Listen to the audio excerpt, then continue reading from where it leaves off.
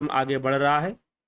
और आज जो विषय है, आज जो मुख्य विषय है जिस पे चर्चा होने वाला है, हम करेंगे चर्चा, वह है आध्यात्मिक मार्ग में 3 बाधाएं।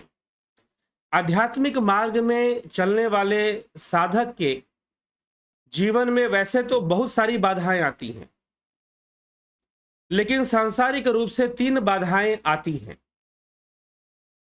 बाह्य रूप से ही यह वर्णन है और ये सुंदरकांड का वर्णन है। तो सुंदरकांड का वर्णन है तो हम पहले सुंदरकांड में प्रवेश करेंगे। रामचरितमानस के सुंदरकांड नामक सोपान में जब हम प्रवेश करेंगे तभी इसकी चर्चा करेंगे। तो आज हम प्रवेश करेंगे, लेकिन अभी भी किष्किंधा कांड में थोड़ा बहुत बचा हुआ है।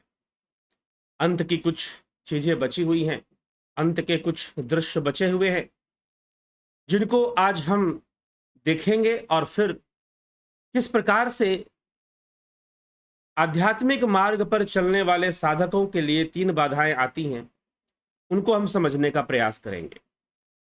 तो चलिए, सर्वप्रथम हमने जो कथा का जो अंश है, जहां तक हमने सुना था, वह यह था कि भगवान श्री रामचंद्र जी ने बाली का वध किया और फिर तारा को तत्व ज्ञान दिया, और तारा को तत्व ज्ञान देने के बाद सुग्रीव का राज्याभिषेक करवा दिया, अंगद का राज्याभिषेक करवा दिया, अंगद को युवराज बनवा दिया। और इस प्रकार से करते हुए वो आगे बढ़े। फिर चतुर्मास बीता, सुग्रीव अपनी मूढ़ता, अपनी मूर्खता के कारण प्रभु को दिया हुआ वचन भूल गया कि उसे सीता माता की खोज में अपने आप को लगाना था, अपनी सेना को लगाना था। वह भूल गया, और जब भूल गया तो उस समय भगवान राम ने लक्ष्मण जी से कहा कि लक्ष्मण जाओ और उसे कैसे भी समझा कर लाओ। हनुमंत लाल को स्वयं ही स्मरण आ गया, हनुमान जी को स्वयं ही स्मरण आ गया कि भाई सुग्रीव तो अपने वचन भूल गया है।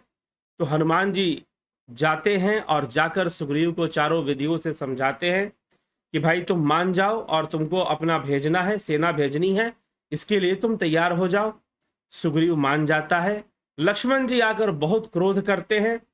तारा और हनुमान जी मिलकर लक्ष्मण जी के क्रोध को शांत करते हैं और सुग्रीव पहुंच जाते हैं श्री रामचंद्र जी के पास। और वहां पहुंचकर अपने गुप्तचरों को भेजते हैं कि जहां जहां भी हमारी सेना है, जहां जहां भी योद्धा वानर है, उन सब को एकत्र करो। सब एकत्र होते हैं, सभा बैठती है, और फिर सुग्रीव वानर यूथों को, वानर टुकड़ियों को, वानर सेना के समूहों को अलग अलग दिशा में भेजते हैं। अंगद को बुलाकर अंगद के नेतृत्व में जामवंत जी, हनुमान जी और नल के साथ दक्षिण दिशा में भेजते हैं कि आप दक्षिण दिशा में जाइए और सीता माता के बारे में पता लगाइए कि वो कहां पर हैं, किस स्थिति में हैं। साथ में सुग्रीव, राजा सुग्रीव यह भी आज्ञा दे देते हैं कि 1 मास से पहले किसी को लौटना नहीं है, और अगर 1 मास से पहले कोई लौटता है और बिना सीता माता की कोई खबर लिए लौटता है तो उसे मृत्यु दंड दिया जाएगा, उसे मृत्यु दंड दिया जाएगा, उसे मृत्यु दंड मिलेगा। इसीलिए कोई इस प्रकार से नहीं लौटेगा बिना कोई खबर लिए, बिना कोई सूचना लिए। अलग अलग दिशाओं में वानर यूथ निकल गए, और इधर अंगद की जो टुकड़ी थी, अंगद के नेतृत्व में, युवराज अंगद के नेतृत्व में जो टुकड़ी जा रही थी, वो धीरे धीरे एक देवी की सहायता से वह समुद्र तट तक पहुंच जाती है। बीच में कई राक्षस मिलते हैं, उनका वध भी करती है। समुद्र तट पर पहुंचकर विशाल समुद्र को देखकर, समुद्र की विशालता देखकर, अथाह सागर को देखकर अब युवराज अंगद का जो मनोबल था वो कमजोर पड़ने लग जाता है कि अब हम कहां ढूंढेंगे। हमारे सामने तो अगर पर्वत होता हम चढ़ जाते, नदी होता हम तैर जाते, लेकिन यह समुद्र इतना विशाल समुद्र है, हम इसे कहां पार पाएंगे। हम तो देख भी नहीं पा रहे हैं कि इसका ओर छोर क्या है। तो समुद्र तट पर पहुंचकर जो वानर सेना थी वो हताश होने लग जाती है, थक जाती है। शरीर से तो थकी है, लेकिन मन का उत्साह भी गिरना शुरू हो जाता है। और वो थक जाते हैं। और ऐसे में युवराज अंगद क्या कहते हैं, गोस्वामी जी रचना करते हैं। इहाँ विचार ही कपि मन माही, बीती अवधि काज कछु नाही। सब मिली कहि परस्पर बाता, बिनु सुधि लय करब का भ्राता। यहां वानरगण मन में विचार कर रहे हैं, अवधि तो बीत गई, 1 मास तो बीत गया, पर काम कुछ ना हुआ। सब मिलकर आपस में बात करने लगे कि हे भाई, अब तो सीता जी की खबर लिए बिना लौटकर भी क्या करेंगे। कह अंगद लोचन भरी बारी, दूह प्रकार भई मृत्यु हमारी। यहाँ न सुधि सीता के पाई, वहां गए मारही कपिराई। अंगद ने नेत्रों में जल भरकर कहा कि दोनों ही प्रकार से हमारी मृत्यु है। यहां तो सीता जी की सुध नहीं मिली, और वहां जाने पर वानर राज सुग्रीव हमें मृत्यु दंड देंगे। पिता बधे पर मारत मोही, राखा राम निहोर न ओही। पुनि पुनि अंगद कह सब पाही, मरण भयउ कछु संशय नाही। वे तो पिता के वध होने पर ही मुझे मार डालते। जी हां, राजनीति में तो यही चलता है। अगर 2 भाई शत्रु हैं तो वो राजा के पुत्रों को जीवित नहीं छोड़ते, या शत्रु पक्ष ने अगर राजा पर आक्रमण किया, शत्रु राजा ने, तो वो राजा और राजा के पुत्रों को जीवित नहीं छोड़ेगा, क्योंकि बाद में चलकर वही तो राजा का राज अधिकारी बनेगा। तो इसीलिए उसको जिंदा नहीं छोड़ते। यह राजनीति में चलता है। लेकिन यहां पर मध्यस्थता भगवान राम की थी, इसलिए अंगद यहां पर कहते पिता बधे पर मारत मोही, राखा राम निहोर न ओही। वे तो पिता के वध होने पर ही सुग्रीव मुझे मार डालते। श्री राम जी ने ही मेरी रक्षा की और मुझे युवराज बनाया, इसमें सुग्रीव का कोई एहसान नहीं है। अंगद बार बार सबसे कह रहे हैं कि अब मरण हुआ, इसमें कुछ भी संदेह नहीं है कि हम लोग अब मरने वाले हैं, क्योंकि सुग्रीव ने तो ये घोषणा भगवान राम के सामने की थी ना, कि 1 मास होने पर यदि कोई खाली लौटा बिना कोई खबर लिए तो उनको मृत्यु दंड दिया जाएगा। अंगद बचन सुन कपि बीरा, बोली न सकहि नयन बस नीरा। नरेन बह नीरा, क्षण एक सोच मगन होई रहे। पुनि अस बचन कहत सब भय, पुनि अस बचन कहत सब भय। वानर वीर अंगद के वचन सुनते ही, अंगद जी के वचन सुनकर कोई कुछ बोल नहीं सकता था। उनके नेत्रों से जल बह रहा था, आंसू बह रहे थे। एक क्षण के लिए सब सोच में मग्न हो रहे थे। फिर सब ऐसा वचन कहने लगे, हम सीता के सुधिल बिन्ना, नहीं जहे जुबराज प्रवीन्ना। अस कही लवन सिंधु तट जाई, बैठे कपि सब दर्भ डसाई। हे सुयोग्य युवराज अंगद सुनो, हम लोग सीता जी की खोज लिए बिना नहीं लौटेंगे। ऐसा कहकर लवण सागर के तट पर जाकर सब वानर कुश बिछाकर बैठ गए। कुश के घास की चटाई बना ली और वहां बैठ गए। जामवंत अंगद दुख देखी, कहीं कथा उपदेश विशेषी। तात राम कहूं नर जनि मानहु, निर्गुण ब्रह्म अजित अज जानहु। जाम्बवान ने अंगद का दुख देखकर विशेष उपदेश की कथाएं कही और कहा कि हे तात, श्री राम जी को साधारण मनुष्य मत समझो, वो तो स्वयं ब्रह्म रूप ही हैं। हम सब सेवक अति बड़ भागी, संतत सगुन ब्रह्म अनुरागी। हम सब सेवक बड़े भागी हैं कि हमने राम जी जैसे ब्रह्म रूप को जाना है और उनसे प्रीति रखी है और उनका सानिध्य प्राप्त किया है। निज इच्छा प्रभु अवतरहि, सुर मह गो द्विज लागी। सगुन उपासक संग तह रहि, मोक्ष सब त्यागी। देवता, पृथ्वी, गो और ब्राह्मण के लिए प्रभु अपनी इच्छा से अवतार लेते हैं। वहां सगुणोपासक सब प्रकार के मोक्षों को त्याग कर उनकी सेवा में साथ ही रहते हैं। यही विधि कथा कहीं बहुभाति, गिरी कंदरा सुनी संपाति। बाहिर होई देखी बहु कीसा, मोहि आहार दिन जगदीसा। इस प्रकार जाम्बवान बहुत तरह की कथा सुनाने लगे, समझाने के लिए राम जी की महिमा करने लगे, गुणगान करने लगे। इनकी बातें पर्वत की कंदरा में संपाति ने सुन ली। संपाति वहां पर बैठा हुआ था पर्वत की गुफा में, समुद्र तट पर पर्वत था, उसी की गुफा में बैठा था। बाहर निकलकर उसने बहुत से वानर देखे और मन ही मन प्रसन्न हो गया कि आज जगदीश्वर ने मोहि आहार दिन जगदीशा, मुझे आज बहुत सारा आहार मिला है। इन बानरों को मारकर मैं खा जाऊंगा और खाकर अपना पेट भरूंगा। आज सबही कहां भक्षण करऊ, दिन हबु चले आहार बिन मरऊ। कबहु न मिल भरी उदर आहारा, आज दिन विधि एक ही बारा। आज इन सब को खा जाऊंगा। बहुत दिन बीत गए, भोजन के बिना मर रहा था, पेट भर भोजन भी नहीं मिलता। आज विधाता ने एक ही बार में बहुत सा भोजन दे दिया। डर पे गीध बचन सुनी काना, अब भा बरन सत्य हम जाना। कपि सब उठे गीध कह देखी, जामवंत मन सोच विशेषी। गीध के वचन कानों से सुनते ही सब डर गए। अब सचमुच ही मरना हो गया, यह हमने जान लिया है। फिर उस गीध को देखकर सब वानर उठ खड़े हुए। जाम्बवन के मन में भी विशेष चिंता पैदा हो गई। कह अंगद बिचारी मन माही, धन्य जटायु सम कोई नाही। राम काज कारंत अनु त्यागी, हरिपुर गयो परम बड़ भागी। अंगद ने मन में फिर विचार कर कर स्मरण कर कर कहा, जटायु की कथा लक्ष्मण जी ने सुनाई थी। तो अंगद ने कहा, जटायु के समान कौन धन्य नहीं है। श्री राम जी के कार्य के लिए शरीर छोड़कर वह परम बड़भागी भगवान के परम धाम को चले गए हैं। सुनि खग हर्ष शोक जुतबानी, आवा निकट कपिन भय मानी। तिनहि अभय करी पूछे सी जाई, कथा सकल तिन ताहि सुनाई। हर्ष और शोक से युक्त वाणी को सुनकर संपाति जो गिद्ध था वानरों के पास आया। वानर डर गए, उनको भय करके उसके पास जाकर जटायु के बारे में पूछा। सुनी संपाति बंधु कै करनी, रघुपति महिमा बहुविधि बरनी। भाई जटायु के करनी को सुनकर संपाति बहुत प्रसन्न हुआ और रघुनाथ जी की, श्री रामचंद्र जी की महिमा करने लगा। मोहिल जाहु सिंधु तट देहु, तिलांजलि ताही। बचन सहाय कर भी मैं पैहु खोजहु जाही। मुझे समुद्र के किनारे ले चलो, मैं जटायु को तिलांजलि दे दूं। इस सेवा के बदले मैं तुम्हारे वचन से सहायता करूंगा, जिसे तुम खोज रहे हो उसे पा जाओगे। संपाति ने ये वचन वानरों को दे दिया। अनुज क्रिया करी सागर तीरा, कही निज कथा सुनहु कपि बीरा। हम दऊ बंधु प्रथम तरुणाई, गगन गए रवि निकट उड़ाई। संपाति ने कहा कि मैं और जटायु दोनों भाई थे और एक समय हमने सूर्य की यात्रा की। सूर्य के पास हमने जाने की कोशिश की, सूर्य के नजदीक हमने जाने की कोशिश की।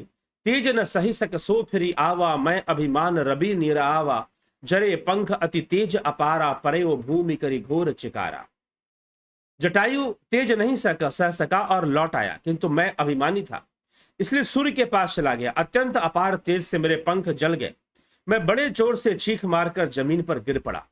मुनि एक नाम चंद्रमा, ओही लागी देहा दया देखी करी मोही। बहु प्रकार ते ज्ञान सुनावा, देह जनित अभिमान छुड़ावा। वह चंद्रमा नाम के एक मुनि थे और चंद्रमा ने मेरी रक्षा की। उन्होंने बहुत प्रकार से मुझे ज्ञान सुनाया और त्रेता युग में साक्षात परब्रह्म मनुष्य शरीर धारण करेंगे। उनकी स्त्री को राक्षसों का राजा हर लेंगे और उसी के खोज में श्री राम जी के दूत भटकते हुए तुमसे मिलने आएंगे।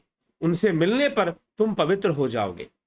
जमी ही पंख करसी जनि चिंता, तिन ही दिखाई देह सुतय सीता। मुनि कह गिरा सत्य भई आजू, सुनी मम वचन करहूं प्रभु काजू। और तेरे पंख उग आएंगे, चिंता मत कर। उन्होंने तो सीता जी को दिखा देना। मुनि की यह वाणी मुझे वचन दिया गया था, मुझे ऐसा वरदान दिया गया था। संपाति ने कहकर सुनाया और संपाति के पंख वापस भी आ गए। संपाति के पंख वापस भी आ गए और संपाति ने फिर वानरों की सहायता के लिए कहा, गिरि त्रिकूट ऊपर बस लंका, तह रह रावण सहज असंका। तह अशोक उपवन जहां रही, सीता बैठी सोच रथ आए। त्रिकूट पर्वत पर लंका बसी हुई है, वहां स्वभाव से ही निडर रावण रहता है। वहां अशोक नाम का उपवन है, बगीचा है, जहां सीता जी रहती हैं। वे सोच में मग्न बैठी हुई हैं। मैं देखूं तुम नाहि, गिदहि दृष्टि अपार। बूढ़ भयो नाता करते हो कछुक सहाय तुम्हार। मैं उन्हें देख रहा हूं, तुम नहीं देख सकते, क्योंकि गिद्ध की दृष्टि बहुत बड़ी होती है, अपार होती है, बहुत दूर तक देखती है।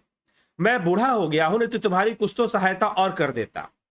जो नाघई सत जोजन सागर, करई सो राम काज मति आगर। मोहि बिलो की धरहूं मंदीरा, राम कृपा कस भय शरीरा। जो 100 योजन समुद्र लांग सकेगा, बुद्धि निधान होगा, वही श्री राम जी का कार्य कर सकेगा। जो 100 योजन समुद्र लांघेगा। तुम में से एक वानर जरूर है जो ऐसा सामर्थ्य रखता है, लेकिन मैं उसे पहचानता नहीं हूं, इसलिए मैं बता नहीं सकता कि वो वानर कौन है। क्योंकि संपाति का परिचय हनुमान जी से नहीं था, क्योंकि हनुमान जी तो एक साधारण वानर थे। पद से वो साधारण सैनिक के रूप में थे, उनको कोई पद नहीं मिला था, सेनापति का पद या कोई मुखिया का पद या किसी तरह का कोई पद उन्हें नहीं मिला था। वो एक साधारण सैनिक के रूप में सेना में थे, इसीलिए कोई उनको जानता भी नहीं था। आज भले दुनिया जानती है, पूजा करती है, लेकिन तब संपाति नहीं जानता था कि हनुमान जी ऐसे विद्वान हैं, बुद्धिमान हैं और वीर हैं जो समुद्र लांघ सकते हैं।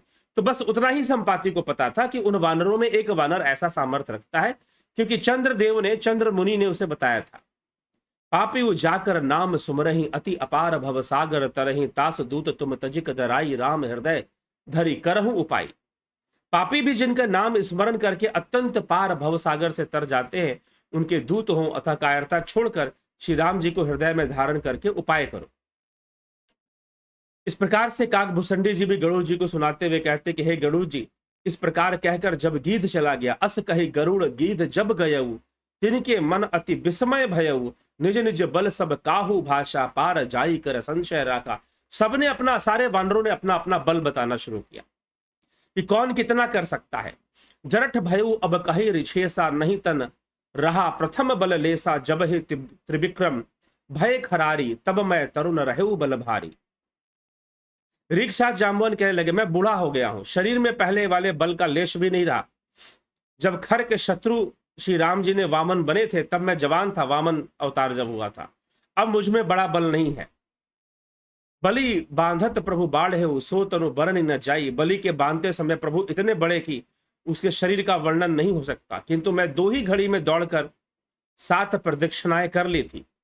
अंगद ने कहा मैं पार तो चला जाऊंगा, अंगद बोलते हैं मैं पार चला जाऊंगा, अंगद कही जाऊं मैं पारा, परंतु लौटने में मुझे संशय है।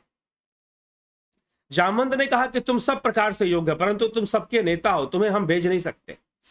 तुम अगर चले जाओगे तो यहां बानरों को कौन कंट्रोल करेगा, बानरों को कौन समझाएगा, कौन यहां पर व्यवस्था बनाकर रखेगा, नहीं तो ये सब कहीं कुछ और ना अहित कर दें। कही ऋषपति सुनु हनुमाना, का चुप साधि सह रहे बलवाना, पवन तनय बल पवन समाना, बुद्धि विवेक विज्ञान निधाना। तब जामवंत जी की नजर हनुमान जी पे गए कि जो चुपचाप बैठे हुए, चुपचाप अलग थलग जाकर चिंता में बैठे हुए हैं। एक चट्टान पर जाकर हनुमान जी ऐसे करके बैठे हुए सोच रहे हैं, विचार कर रहे हैं कि भाई मुझे करना क्या है, मैं क्या कर सकता हूं और मैं क्या नहीं कर सकता हूं। सब अपनी अपनी सामर्थ्य को बता रहे हैं, मैं ये कर सकता हूं, मैं ये कर सकता हूं, लेकिन कोई उसमें 100 योजन समुद्र लांघने का सामर्थ्य नहीं रखता। अंगद कहते हैं मैं लांघ तो जाऊंगा, लेकिन मुझे वापस लौटकर आने में संशय है कि मैं लौट के आ पाऊंगा। तो जामवंत जी कहते कि नहीं, आप रहने दो, क्योंकि आप सेनापति हो, आपके हाथ में नेतृत्व है, आप युवराज हो, आपकी बात सब मानते हैं, आपका निर्णय बहुत महत्व रखता है, इसलिए हे अंगद आप नहीं जाओगे। हनुमान जी अपना कोई गुणगान नहीं करते, हनुमान जी अपनी कोई बात नहीं बताते कि मैं क्या कर सकता हूं और क्या नहीं कर सकता हूं। वो तो एक जगह पर चट्टान पर बैठे हुए हैं। और फिर यहां पर जामवंत जी को स्मरण आ जाते हैं बजरंग बली, और बजरंग बली जब स्मरण आते हैं तो जामवंत जी क्या कहते हैं, किस प्रकार से हनुमान जी को समझाना शुरू करते हैं। कहीं ऋषपति सुनु हनुमाना, का चुप साधि रहु बलवाना, पवन तनय बल पवन समाना, बुद्धि विवेक विज्ञान विधाना। कवन सुकाज कठिन जग माही, जो नहीं होई तात तुम पाही, राम काज लगी तब अवतारा, सुनत ही भयऊ पर्वत पकारा पर्वताकारा। वृक्षराज जामवंत जी ने कहा कि हनुमान जी आप बलवान हैं, हे बलवान सुनो, तुमने यह क्यों चुप साध रखी और किस चिंता में खोए हो। तुम पवन पुत्र के और पवन के समान तुम स्वयं ही बलवान हो, तुम बुद्धि विवेक और विज्ञान की खान हो। यहां से किष्किंधा कांड के इस चौपाई से हनुमान जी का गुणगान शुरू होता है। अब फिर सुंदर कांड में उन्हीं की कथा आती है मुख्य रूप से। कवन सुकाज कठिन जग माही, ऐसा संसार में कौन सा कार्य है जो आप नहीं कर सकते। जामवंत जी अब हनुमान जी का गुणगान शुरू करते हैं।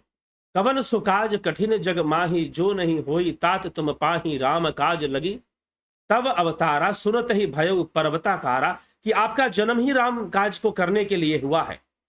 सुनत ही भयउ पर्वतकारा, आप तो पर्वत के आकार वाले हैं, पवन के समान आपके अंदर बल है। कनक बरन तन तेज बिराजा, मानहु अपर गिरिन कर काजा, सिंह नाद करी 12 बारा, लिलहि नागहु जलन दिखारा।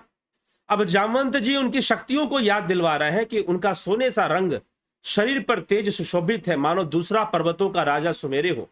हनुमान जी ने बार बार सिंहनाद करके कहा मैं इस खारे समुद्र को खेल में ही लांघ जाऊंगा।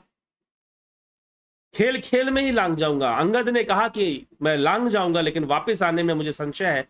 इन्होंने कहा ये मेरे लिए खेल है, मैं लांग जाऊंगा। सहित सहाय रावण ही मारा, आनहु इहाँ त्रिकूटी उपारा। उपारी जामवंत मैं पूछहु तो ही उचित सिखावनो, दीजहु मोहि। और सहाय को सहित रावण को मारकर त्रिकूट पर्वत को उखाड़कर यहां ले आ सकता हूं। हे जामवंत जी, मैं आपसे पूछता हूं, तुम मुझे उचित सीख देना। इतना कर तू तात तुम जाई, सितहि देखी कहु सुधि आई। तब निज भुज बल राजी, वनयना कौतुक लागे संग कपि सेना। हे तात, आप जाइए और सीता जी को देखकर लौट आइए, बस इतना ही आपको करना है। उनकी खबर ही तो हमें पहुंचानी है, बाकी अभी कुछ करने की आज्ञा नहीं है। फिर कमल नयन श्री राम जी अपने बाहुबल से राक्षसों को मारकर सीता जी को ले आएंगे, इसलिए आपका कार्य यही है कि आप जाइए और सीता जी को देखकर पता लगाकर आ जाइए किस स्थिति में है, कैसे है। कपि सेन संग संघारी, निश्चर राम सीता ही आनी है। त्रिलोक पावन सुजसुर मुनि नारद दादि बखानी है। जो सुरत गावत कहत समुक्षत, परम पद नर पावई। रघुबर पद पाथो जो मधुकर दास तुलसी गावई। वानरों की सेना के साथ लेकर राक्षसों का संहार करके श्री राम जी सीता जी को ले आएंगे, इसमें तनिक भी संशय करने की जरूरत नहीं है। और इस प्रकार से यहां पर किष्किंधा कांड समाप्त हो रहा है। भवभेषज रघुनाथ जसु सुनहु, जे नर अरुनारी। तिनकर सकल मनोरथ सिद्ध करहि त्रिशिरारी। जो पुरुष और स्त्री से सुनेंगे हनुमान जी के इस महिमा को, निश्चय ही वो कल्याण को प्राप्त होते हैं, उनका कल्याण होता है। और जिसके नीले कमलों के समान राम जी की महिमा करते हुए यहां लिखा गया है कि करोड़ों कामदेवों के समान जिनकी शोभा है, वो राम जी गुणों के अत्यंत जिनका नाम पाप रूपी पक्षियों को मारने वाला है, मारने के लिए व्याध के समान है, उन श्री राम जी के गुणों की समूह लीला को अवश्य सुनना चाहिए। इस प्रकार से किष्किंधा कांड का समापन यहां पर कर दिया जाता है। यहां पर किष्किंधा कांड समाप्त हो जाता है और प्रारंभ हो जाता है सुंदर कांड। सुंदर कांड का प्रारंभ गोस्वामी तुलसीदास जी कहते हैं और सुंदर कांड में श्री बजरंग बली की महिमा का गुणगान करते हुए वो अपनी चर्चा यहां पर सुंदर शुरू करते हैं। हनुमान जी को अपनी शक्ति का स्मरण हो चुका है। अब हनुमान जी उड़ने वाले हैं, हनुमान जी उड़ने वाले हैं और उड़कर लंका पहुंचने वाले हैं। तो गोस्वामी तुलसीदास जी बजरंग बली की वंदना करते हैं। अतुलित बलधामम हेम शैलाभ देहम दनुज वन कृशानुम, ज्ञानिनाम अग्रगण्यम सकल गुण निधानम, वानरानामधीशम रघुपति प्रिय भक्तम वात जातम नमामि। अतुलित बलधामम, जो अतुल बल के, अतुलित जिनका बल अतुलनीय है। हेम शैलाभ देवम, सोने के पर्वत के समान वो हैं, सुमेरु पर्वत के समान उनके शरीर की कांति है। दैत्यों का, दनुजों का विनाश करने वाले हैं, सकल गुण से भरे पड़े हैं, ज्ञानी हैं, तत्व ज्ञानी हैं। वानरा नामधीशम, वानरों में भी वानरों के ईश्वर हैं। रघुपति प्रिय भक्तम वात जातम नमामि, और वात जातम पवन पुत्र हैं। वात मतलब वायु, वायु के पुत्र हैं। अब यहां से गोस्वामी तुलसीदास जी फिर से इस प्रसंग को लिखना शुरू करते हैं। तो देखिए, अब यहां पर एक घटना घटती है। हनुमान जी उड़ते हैं, लेकिन किस प्रकार से उड़ते हैं? तो गोस्वामी तुलसीदास जी ने बहुत सुंदर तरीके से इस घटना का वर्णन किया कि वो उड़ते किस प्रकार से। तो आइए उसको भी सुनते हैं। जामवंत के बचन सुहाए, सुनि हनुमंत हृदय अति भाए। तब लगी मोहि परख्यो तुम भाई, सही दुख कंद मूल फल खाई। जामवन के सुंदर वचन सुनकर हनुमान जी बहुत ही प्रसन्न हुए और कहा कि तुम सब लोग यहां पर, सबको कहा, सभी वानरों से कहा कि तुम लोग दुख सहकर, थोड़ा कष्ट सहो, कंद मूल खाकर यहीं पे रहो और मेरी राह देखना जब मैं वापस लौटकर ना आ जाऊं। इस तरह से हनुमान जी ने सारे वानरों को समझा कर कहा। जब लगी आऊं सीता ही देखी, होई हु काज मोहि हरस विशेषी। यह कही नाई सबिन कहु माता, चले वो हर्षि ही धरि रघुनाथा। सिंधु तीर एक भूधर सुंदर, कौतिक कूदि चढ़े उताऊ। पर बार बार रघुवीर समारी, तरके पवन तनय बल भारी। जामवन के सुंदर वचनों को सुनकर हनुमान जी के हृदय को बहुत ही भाया और वो चल पड़े। और जब चले तो क्या हुआ, श्री राम जी का स्मरण कर घोषणा करते हुए कि जब तक मैं सीता जी को, जब लगे आओ सीता ही देखी, होई ही काज मोहि हर्ष विशेषी। काम अवश्य होगा, क्योंकि मुझे बहुत ही हर्ष हो रहा है, मुझे बहुत प्रसन्नता मिल रही है इस कार्य को करने में। इसका मतलब ये कार्य अवश्य पूर्ण होने वाला है, इसमें जरा सा भी संशय नहीं करना है। इसलिए आप सभी यहां पर रहें, यह कहकर और सबको मस्तक नवाकर, सबको प्रणाम कर कर हनुमान जी श्री राम जी का स्मरण करके चल पड़ते हैं। सिंधु तीर एक भूधर सुंदर, सिंधु तीर एक भूधर सुंदर, कौतिक कूद चढ़े उता ऊपर, बार बार रघुवीर संभारी, तर के पवन तनय बल भारी। समुद्र के तीर पर एक सुंदर पर्वत था, उस पर वो चढ़ गए और चढ़कर उस पर कहते हैं कि जब वो उड़ने लगे तो बहुत तेजी से, जैसे कि आप देखते हैं कि रॉकेट जब उड़ता है तो धरती के ऊपर एक फोर्स लगाता है, ठीक है, अपवर्ड वो जो है नीचे की तरफ फोर्स लगाएगा तब रॉकेट उड़ेगा। उछलने के लिए तो हनुमान जी ने पर्वत पे चढ़ गए और पर्वत के ऊपर उन्होंने एक ताकत लगाया उड़ान भरने के लिए, जैसे कि सब उड़ान भरते हैं, सारी चीजें उड़ान भरने वाले जितनी चीजें वैसी उड़ान भरती हैं। लेकिन हनुमान जी पर्वत पे थे और हनुमान जी के अंदर इतना बल जागृत हुआ कि उनके बल से वह जो पर्वत था वो नीचे धंस गया।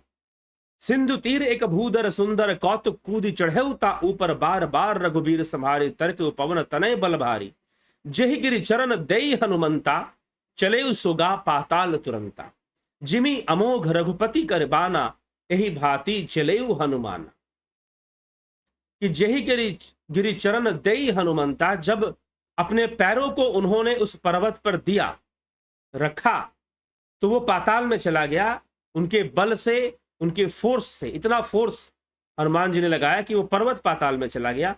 जिमी अमोघ रघुपति कर बाना, जैसे भगवान राम के धनुष से बाण निकलते हैं, जिस गति से निकलते हैं उसी गति से श्री हनुमान जी लंका की ओर चलते हैं, समुद्र को लांघने के चलते हैं। जेहि गिरिचरण देई हनुमंता, चले सुगा पाताल तुरंता। जिमी अमोघ रघुपति करीबाना, यही भांति चले हनुमान।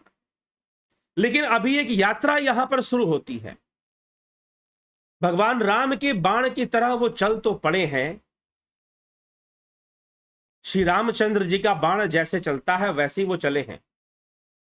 अच्छी बात है, चले तो हैं, लेकिन फिर भी एक यात्रा यहां पर शुरू होती है। और हनुमान जी के, जैसे कि कोई भी व्यक्ति जब कोई कठिन यात्रा करता है, कोई ऊंचे लक्ष्य को लेकर जब कार्य करता है और जब मार्ग पे चलता है तो बाधाएं जरूर आती है। तो बाधाएं, हनुमान जी के जीवन में भी बाधाएं आ रही हैं।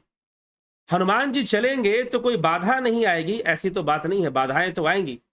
और जब हम भी आध्यात्मिक मार्ग पर चलते हैं तो हमारे सामने भी इस संसार में 3 प्रकार की बाधाएं आती हैं। 3 प्रकार की बाधाएं आती हैं। बजरंग बली के सामने, हनुमान जी के सामने भी 3 प्रकार की बाधाएं आ रही हैं। वो कौन सी बाधाएं हैं, उन बाधाओं को समझना जरूरी है। मान लीजिए कि हनुमान जी, ये पूरा सुंदर कांड की जो घटनाएं हैं, चाहे हनुमान जी समुद्र लांघ रहे हैं, चाहे बजरंग बली वहां जाकर लंकनी को समझा रहे हैं, लंकनी को मुष्टिका प्रहार कर रहे हैं, या फिर हनुमान जी विभीषण जी से मिल रहे हैं, या फिर सीता माता से मिल रहे हैं और वहां पर लंका में लंका दहन कर देते हैं। ये जितनी भी घटनाएं घट रही हैं और वहां से फिर वापस लौट कर आना, फिर विभीषण जी का भगवान राम से मिलना, ये सुंदर कांड में जितनी भी घटना है सब बहुत ही आध्यात्मिक रहस्यों को लिए हुए है। तो बजरंग बली यहां पर उड़ते हैं और जब बजरंग बली उड़ते हैं तो उनके मार्ग में सर्वप्रथम एक बाधा आती है। और वो बाधा क्या है? प्रत्येक आध्यात्मिक जीवन को जीने वाले या आध्यात्मिक मार्ग पर चलने वाले लोगों के जीवन में इस प्रकार की बाधा जरूर आती है। और वो बाधा क्या है? जलनिधि रघुपति दूर बिचारी, तय मैनाक हो ही श्रमहारी।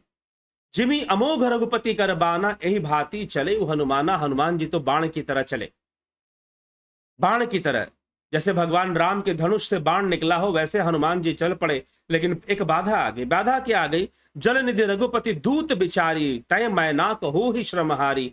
तब मैनाक जी सामने आ गए, मैनाक पर्वत सामने आ गए और मैनाक पर्वत ने हनुमान जी से विनती की कि हे रामदूत हनुमान, मैंने आपकी बहुत महिमा सुनी है, और आप इस महान कार्य को करने जा रहे हैं, राम काज को संवारने जा रहे हैं। मेरी आपसे विनती है कि आप कुछ देर के लिए, मेरे यहां पर विश्राम कीजिए, मेरा आतिथ्य स्वीकार कीजिए। अब आप सोचेंगे भाई ये बाधा, इसको कैसे बाधा कह सकते हैं, इसको कैसे बाधा कह सकते हैं? जी हां, यह एक बाधा है। जब आप भक्ति के मार्ग पर चलते हो, भक्ति योग के मार्ग पर चलते हो, आध्यात्म के मार्ग पर जब आप चलते हो, तो 3 प्रकार की बाधाएं आती हैं। एक बाधा है सतोगुनी बाधा, एक बाधा है रजोगुनी बाधा, और एक बाधा है तमोगुनी बाधा, तामसिक बाधा। सात्विक बाधा, राजसी बाधा और तामसिक बाधा, इस प्रकार की बाधाएं होती हैं। तो जब हनुमान जी चले तो मैनाक पर्वत को बाधा कहा जा रहा है। अब आपको हो सकता है कुछ लोगों को लगे भाई इसको हम बाधा कैसे मानेंगे, वो तो आतिथ्य। जी हां, जब आप अध्यात्म के मार्ग पर चलते हैं, जब आप आध्यात्म के मार्ग पर चलते हैं, भक्ति के मार्ग पर चलते हैं, तो आपके मन में कहीं ना कहीं एक बाधा उत्पन्न होती है, और वो है सात्विक बाधा। जब आप अध्यात्म के मार्ग पर चलेंगे तो 4 लोग आपकी प्रशंसा करेंगे, 4 लोग आपकी प्रशंसा करेंगे, 4 लोग आपका गुणगान करेंगे, 4 लोग हो सकता है आपको चरण स्पर्श करें। कुछ ज्यादा ही आध्यात्मिक बातें करेंगे तो 4 लोग आपको गुरुजी भी कहेंगे, आपको सज्जन समझेंगे, आपको अपने घर पे बुलाएंगे, आइए हमारे घर खाना खाइए, बैठिए, आपको सम्मान देंगे, आपको सत्कार देंगे, आपको सम्मान और सत्कार मिलेगा। आज हनुमान जी राम काज करने के लिए निकले हैं, तो आज उनको सम्मान मिल रहा है, सत्कार मिल रहा है। मैनाक पर्वत सामने आ गए, पार्वती जी के बड़े भाई मैनाक देव समुद्र के पर्वतों के राजा बने, वो माता पार्वती के बड़े भाई थे। तो मैनाक वहां पर पहुंचे और हनुमान जी से कहा कि मेरा आतिथ्य स्वीकार कीजिए, थोड़ा देर विश्राम कर लीजिए, थोड़ा देर विश्राम कर लीजिए, तो आपको मान सम्मान दिया जाएगा, आपको अतिथि बनाकर बुलाया जाएगा, आपको अच्छा अच्छा भोजन कराया जाएगा।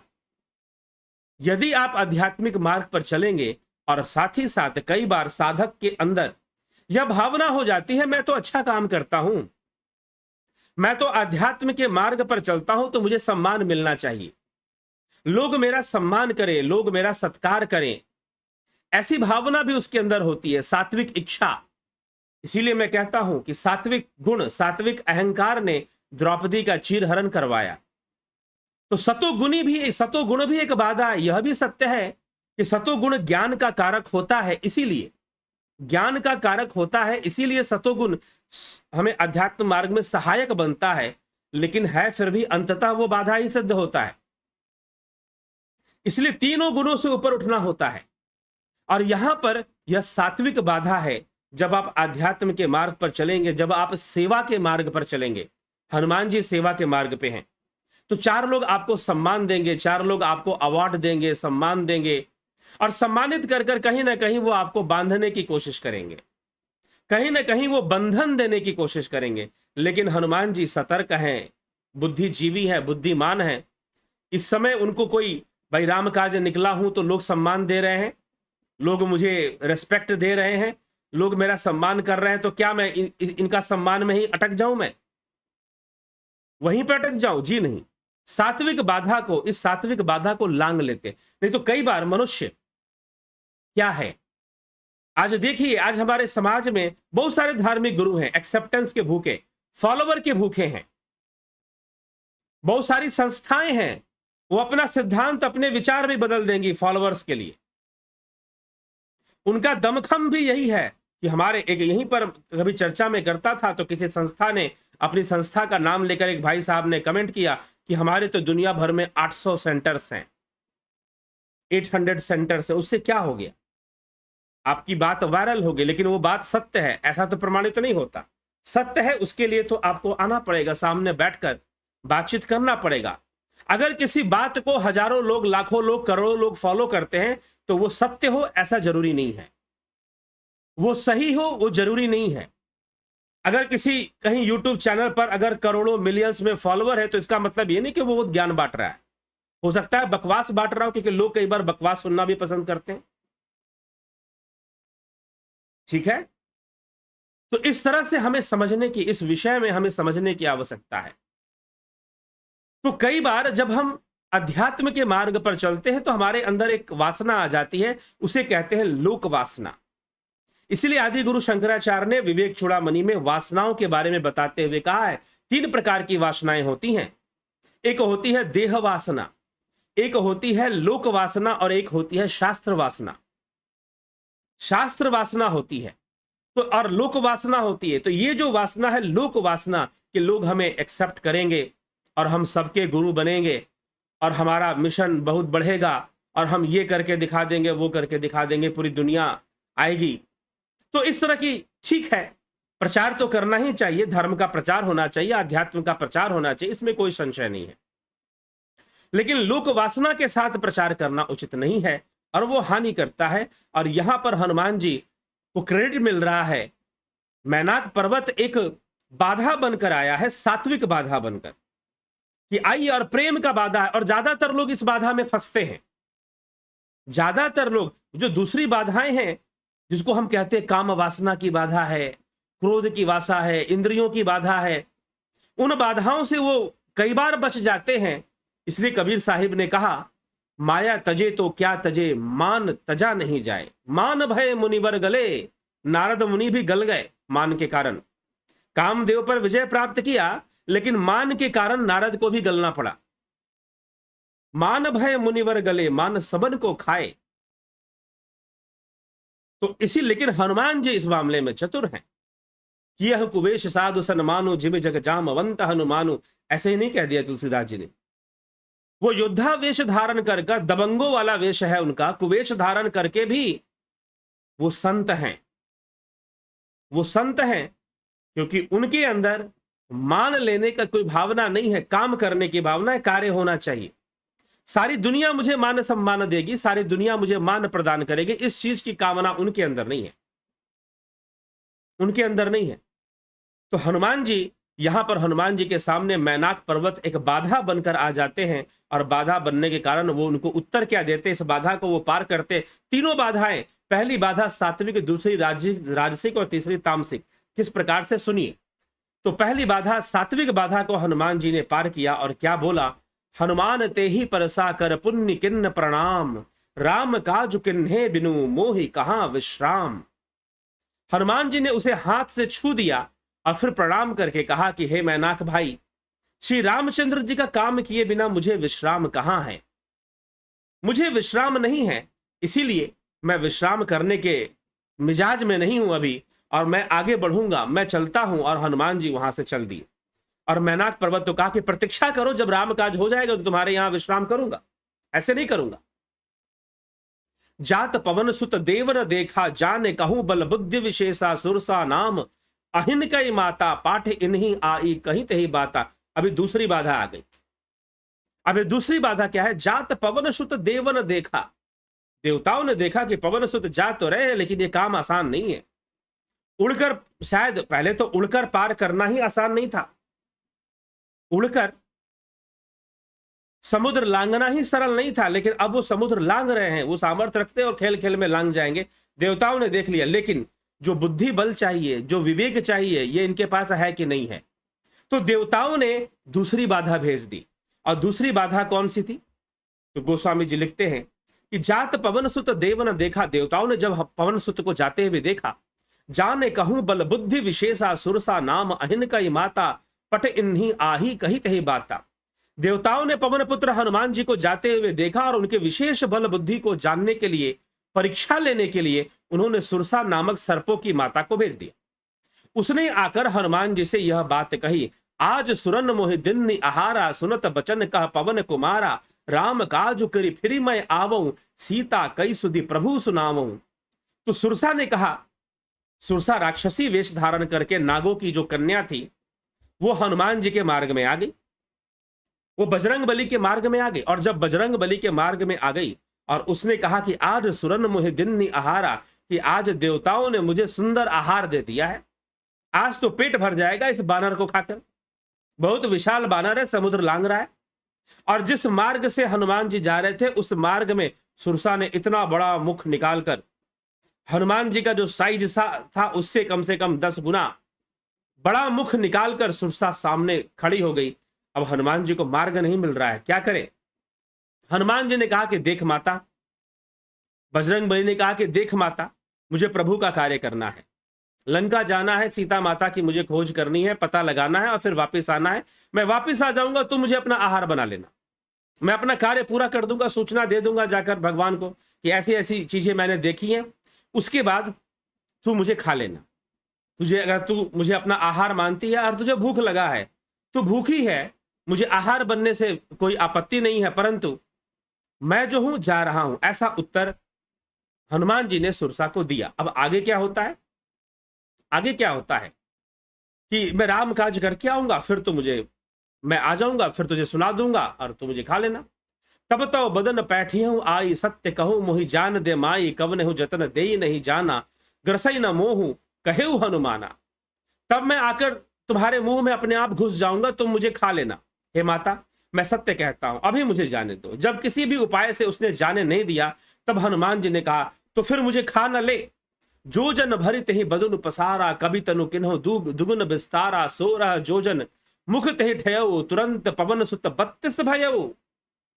उसने योजन भर मुंह फैला लिया। तब हनुमान जी ने अपने शरीर को दुगना 2 योजन का कर लिया। उसने 16 योजन का मुंह फैलाया तो हनुमान जी ने अपने शरीर को 32 योजन कर लिया। जस जस सुरसा बदुन बढ़ावा, तासु दून कपे रूप दिखावा। अब तब हनुमान जी ने सुरसा को क्या किया? सुरसा को क्या किया कि जितना सुरसा अपना मुंह बढ़ाती, हनुमान जी उसके दुगने हो जाते। अब खाए कैसे? हनुमान जी इतना विशाल रूप धारण कर लेते कि सुरसा का मुख से भी दुगना हो जाते।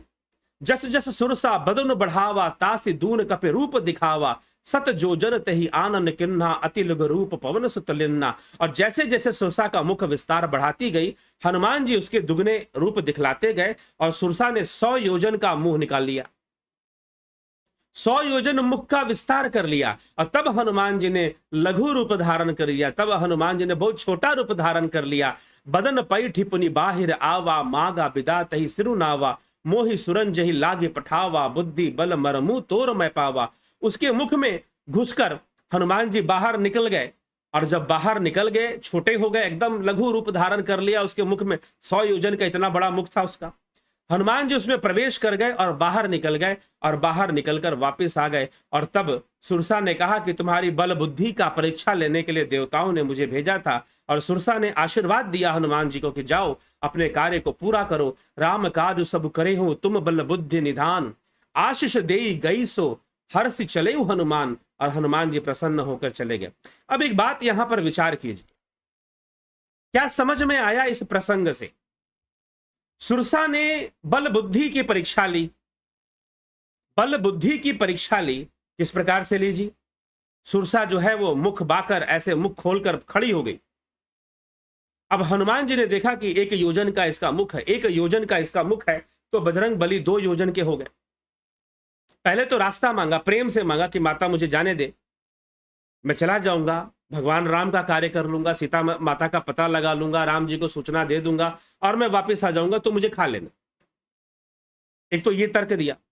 दूसरी बात, सुरसा ने मना कर दिया कि नहीं मुझे अभी खाना है, मैं तुझे अभी खाऊंगी। तो हनुमान जी ने कहा कि ठीक है, फिर ले देख। फिर तो फिर हनुमान जी ने क्या किया? वो 1 योजन का उसका मुख था, हनुमान जी 2 योजन हो गए।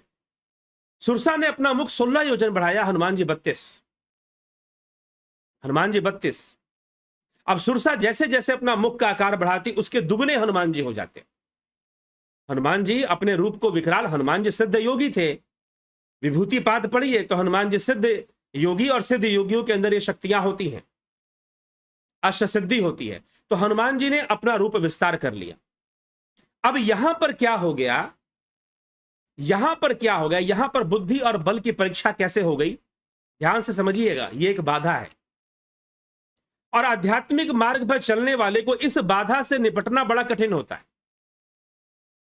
क्यों कठिन होता है? कि यह बहुत भयंकर बाधा है। ये क्या बाधा है कि सुरसा जो थी, जब 1 योजन की थी, हनुमान जी 2 हो गए, सुरसा 16 तो हनुमान जी 32, सुरसा 40 तो हनुमान जी 80, दुगने होते जा रहे हैं हनुमान जी।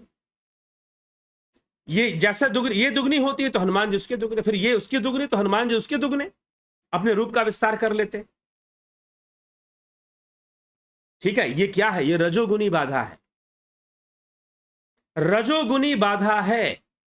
और फिर हनुमान जी छोटा रूप धारण कर लिए, लघु रूप होकर मुख में घुसे, प्रवेश करके बाहर निकल के। तो जरा विचार कीजिए, इसमें बल बुद्धि की परीक्षा कैसे हुई, इसमें विवेक की परीक्षा कैसे हो गई, किस प्रकार से हो गई? वो तो मुख में चले गए, और सुरसा चाहती तो अब तो छोटे हो गए, वो मुंह बंद कर लेती, और मुख बंद कर लेती तो हनुमान जी अंदर रह जाते, बाहर निकल नहीं पाते, भोजन बन जाते। लेकिन फिर भी सुरसा कहती है, हनुमान जी लघु रूप हो चुके हैं, सुरसा के खाने के लिए पर्याप्त हैं, वो सुरसा उन्हें निगल सकती है, खा सकती है।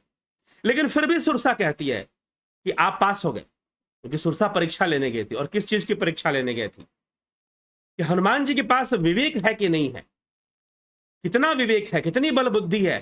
क्योंकि भक्ति के मार्ग में, अध्यात्म के मार्ग में कंपटीशन नहीं चलता, प्रतिस्पर्धा नहीं चलती। ध्यान रखिएगा, अध्यात्म के मार्ग में, सेवा के मार्ग में प्रतिस्पर्धा नहीं चलती है, कंपटीशन नहीं चलती है। और हनुमान जी ने क्या शुरू कर दिया? कंपटीशन शुरू कर दिया। सुरसा 10 तो हनुमान जी 20, सुरसा 40 तो हनुमान जी 80। जैसे जैसे सुरसा अपना रूप बढ़ाती है, हनुमान जी दुगने हो जाते हैं। ये क्या चल रहा है? अच्छा भाई, तेरी बिल्डिंग इतनी बड़ी, मैं इससे भी बड़ी बिल्डिंग ऊंची करूंगा। अच्छा, संसार में लोग यही सब तो करते हैं ना, कंपटीशन चलता है, संसार में प्रतिस्पर्धा चलती है, संसार में कंपटीशन चलता है। अच्छा, तू ये करके दिखाएगा तो मैं वो करके दिखाऊंगा। तूने इतनी महंगी गाड़ी खरीदी, 5 लाख की गाड़ी खरीदी, मैं 10 लाख वाली खरीद के दिखाऊंगा। पूरे मोहल्ले में मुझसे महंगी गाड़ी किसी के पास होनी नहीं चाहिए। तो ये जो कंपटीशन की भावना है, प्रतिस्पर्धा की भावना है, ये अध्यात्म के मार्ग पर चलने वाले लोगों में नहीं होना चाहिए। ये नहीं होना चाहिए। अगर वो इन सब बातों में उलझते हैं, कंपटीशन में उलझ जाएंगे, तो पीछे रह जाएंगे, फिर आगे बढ़ना मुश्किल होगा और अध्यात्म समझना मुश्किल होगा। अध्यात्म बहुत सूक्ष्म है। तो यहां पर एक प्रतिस्पर्धा शुरू होती है, कंपटीशन शुरू होता है सुरसा और हनुमान जी के बीच में।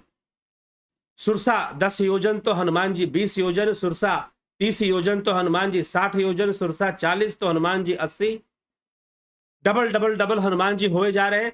अब हनुमान जी ने देखा ये तो मानेगी नहीं, ये तो मुंह बड़ा किए जा रही है और मैं और बड़ा हो जाता हूं, ये और बड़ा हो जाती है, मैं और बड़ा हो जाता हूं, ऐसे तो मेरा समय खराब हो रहा है। इसलिए हनुमान जी ने कहा कि मैया तू ही बड़ी रह, मैं छोटा हो जाता हूं।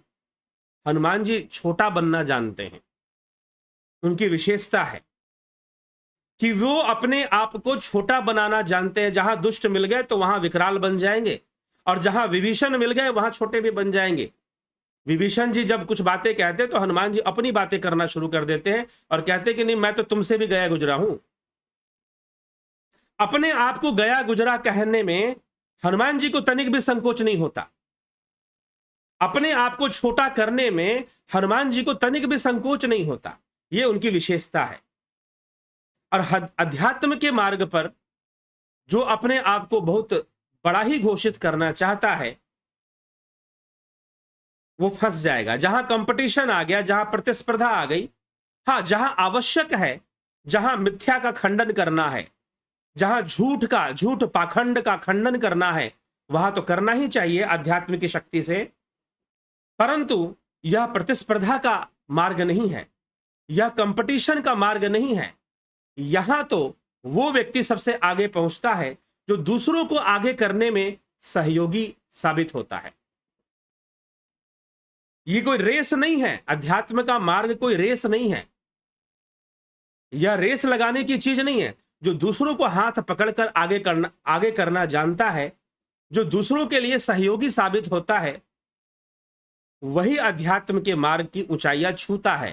कंपटीशन करने वाले, प्रतिस्पर्धा करने वाले, अगर वो सांसारिक प्रतिस्पर्धा में लग गए, मेरी संस्था बड़ी तो तुम्हारी संस्था बड़ी, तो मैं तो ये, तो मैं वो, जो इस प्रकार के उसमें लग गए। जैसे कि एक बार मैंने सुना, अब अचानक बोलते मुझे याद आ गया, एक घटना मेरे जीवन की।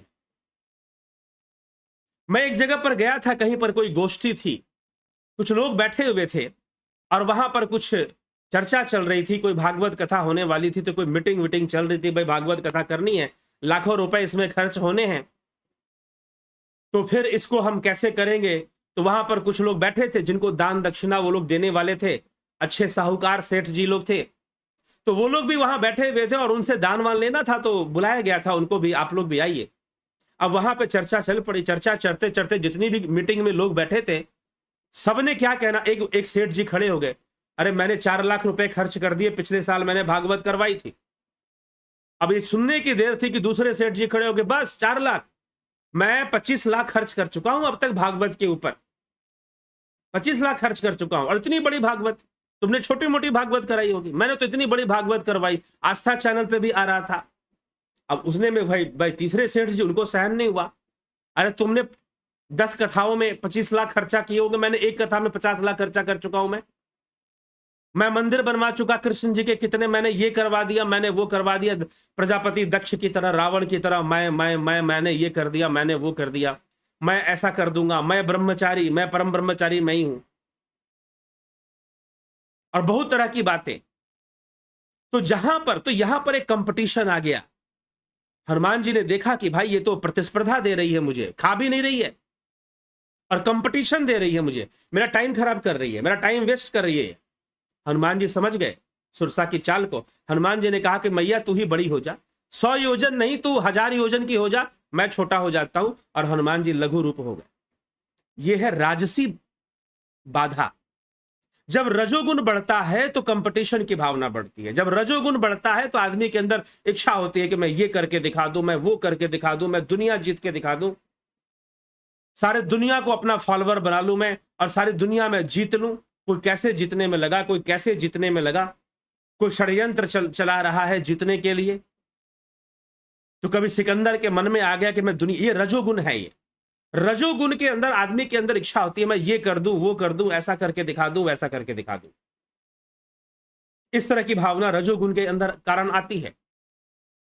तो रजोगुनी बाधा है, ये राजसी बाधा है जो हनुमान जी के सामने आ गई है, और अध्यात्म मार्गियों के सामने, ब्रह्म मार्गियों के सामने भी आती है बाधा। रजोगुनी बाधा है ये। अब हनुमान जी इस बाधा को पार कर चुके, छोटा बनना चाहते, ठीक भैया तुमसे उलझना नहीं है हमको, तुमसे कोई कंपटीशन मुझे नहीं करना है, तुम बड़े रहो मैं छोटा रहूंगा, ठीक है, इट्स ओके।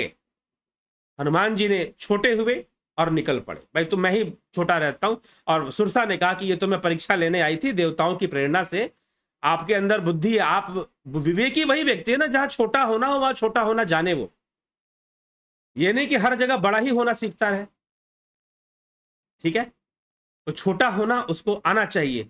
तो बजरंग बली इस प्रकार से छोटा होना जानते हैं और वो छोटा होकर आगे बढ़ जाते हैं, और आगे जब बढ़ते तो तीसरी बाधा आती है, और वो तीसरी बाधा है, कौन सी है तीसरी बाधा, जो तामसी बाधा है, तमस रूपी बाधा है। निश्चर एक सिंधु मह रही करी माया नभु के खग गहई, जीव जंतु जे गगन उड़ाही जल बिलो के तिनके परिछाही।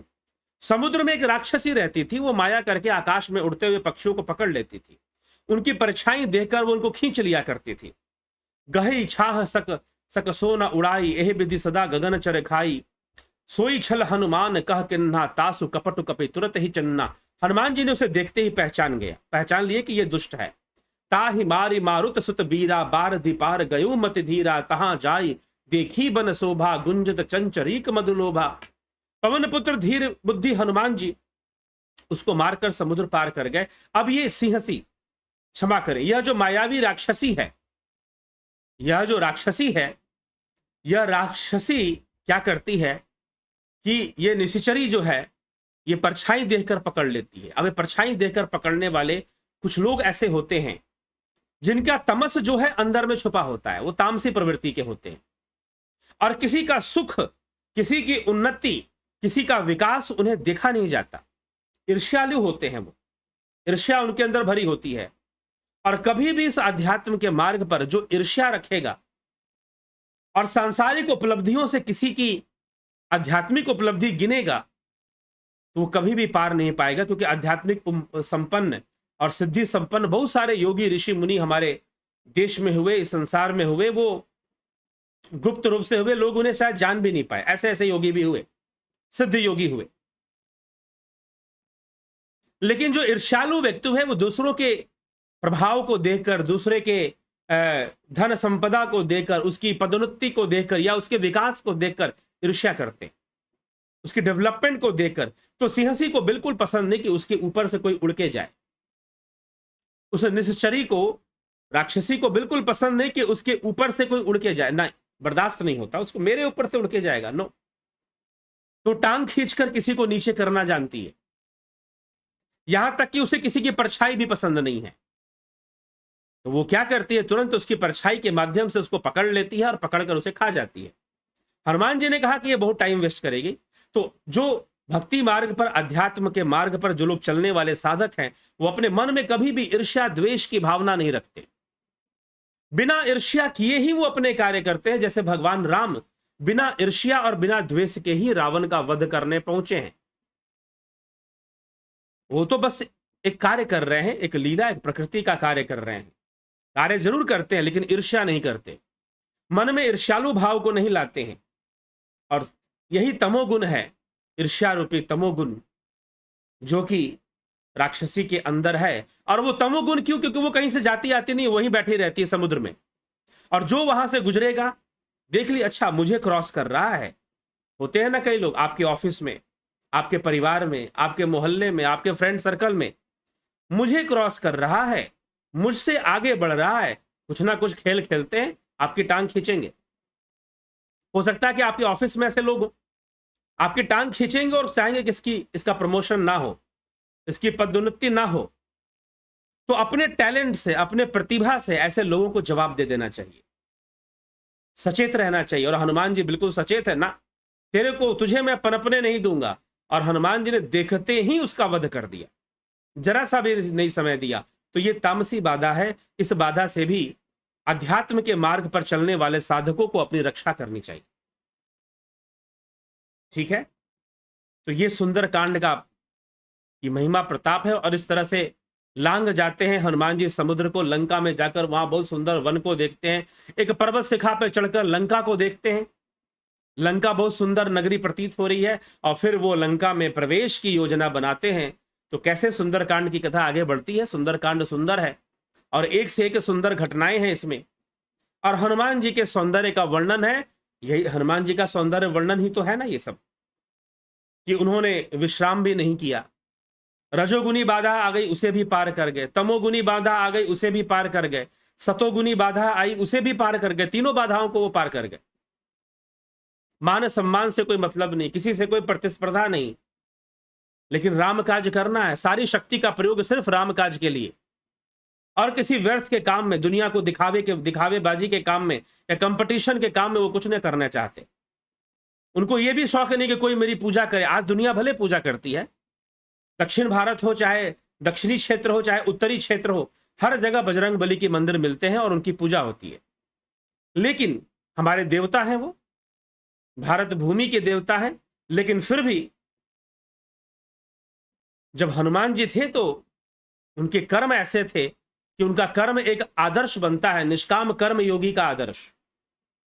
निष्काम कर्म योगी का आदर्श जो भगवान कृष्ण ने अर्जुन को समझाया, हनुमान जी के अंदर वो चरितार्थ होता है। निष्काम कर्म योग हनुमान जी के अंदर वो चरितार्थ होता है। तो बजरंग बली समुद्र पार कर जाते हैं और लंका में प्रवेश की योजना बनाते हैं। तो क्या घटनाएं घटती हैं, कल सुनते हैं।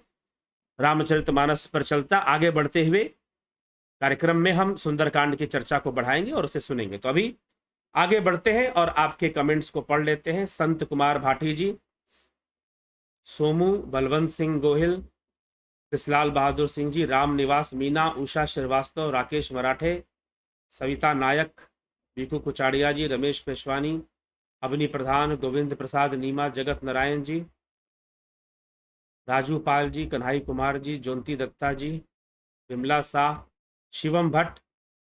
बाकी तो कमेंट्स नहीं आए हुए। चलिए, बाकी लोगों ने लगता है आज कमेंट नहीं किया, फिर कुछ लगता है सेटिंग में, लगता है चैट की सेटिंग में कुछ और चीजें हो गई हैं। चैट की सेटिंग में कुछ हुआ होगा जिसके कारण से शायद बाकी लोगों का कमेंट नहीं आया। कोई बात नहीं, आप कमेंट जो है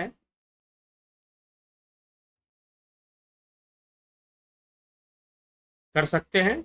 सेटिंग तो सब बराबर है, कहीं पर कोई दिक्कत नहीं है।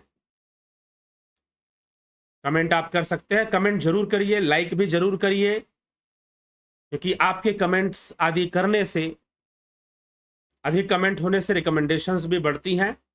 यदि आप चाहते हैं कि इस तरह की देशना, इस तरह का व्याख्यान लोगों तक पहुंचे, तो जरूर लाइक कमेंट शेयर किया कीजिए, सब्सक्राइब किया कीजिए। तो इसी के साथ मैं विराम दूंगा। और ध्यान योग का कोर्स 14 अप्रैल से ध्यान योग का कोर्स प्रारंभ होगा। आप लाभ उठाना चाहते हैं, इस नंबर पर संपर्क करेंगे।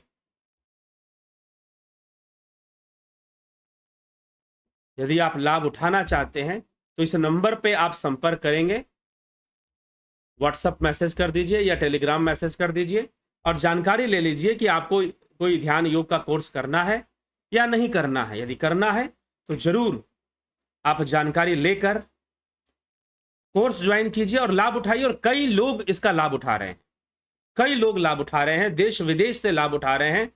आप भी लाभ उठाइए इसका। बहुत जल्द हम अंग्रेजी चैनल, अंग्रेजी भाषा में, इंग्लिश लैंग्वेज में हम चैनल शुरू करने वाले हैं।